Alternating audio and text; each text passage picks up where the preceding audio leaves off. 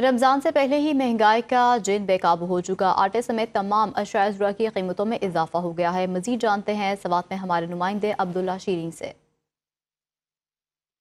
जी बिल्कुल, रमज़ान की आमद है और महंगाई की हवाले से अगर बात की जाए तो स्वाद में भी महंगाई का जिन बेकाबू हो चुका है और हर तरफ अशिया खुर्दनोश की कीमतें जो है वो आसमान से बातें करने लगी है। और इसी तरह अगर आटे की बात की जाए तो आटा 2900 से लेकर 3200 रुपए तक यहाँ पर फरोख्त उसकी जारी है। और दाल, चीनी, इस तरह दीगर जो अशिया है उसकी भी कीमतें आसमान को छू रही है। इस वक्त हमारे साथ एक शहरी मौजूद है, उनसे जानते हैं। महंगाई जो है ना रोज पर रोज बढ़ा रहा है और आवाम को बहुत तकलीफ है। हम वज़ीर आला खैबर पख्तूनख्वा से दरख्वास्त करते हैं कि इस पर पूरा नोटिस किया जाए।